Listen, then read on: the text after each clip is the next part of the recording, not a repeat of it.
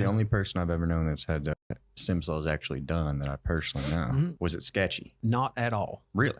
Really? Okay, so imagine going to Bogota and, everybody, like everybody was, whenever I was telling people this and they were asking me, they're like, oh God, you're going to Colombia? You're going to, actually, what kind of got me thinking was whenever we were here talking one day and Brian Arena was here and he and I chatted about it some. At that time, I had been looking into getting a nerve ablation. So because of my degenerative joint disease, I have degenerative disc disease in my lumbar spine. And then when I got to Colombia, I found out I had some of my cervical spine as well. Oh, fun. I had been seeing the University of Cincinnati for that. And they kind of go in and there's like this big fucking drawn out thing where you go in, you have to do these diagnostics testings and they do like numbing agents and so on. And and it's drawn out over a course of months, in which case you're not feeling any better.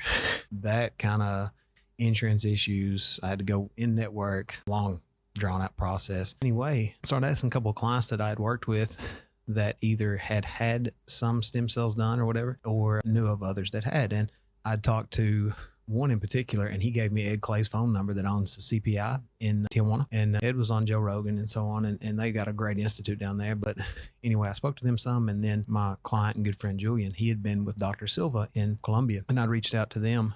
And the same week, I did like an initial consult with one of their representatives just to kind of see if I was a good candidate. And then I would say maybe 5 days later, I did consult with the actual surgeon and we discussed everything and they felt like it would be a good fit and it would work. Well, they sent me a quote the very next morning and I did a bank transfer and bought tickets. And the very next week I was in Bogota, Colombia.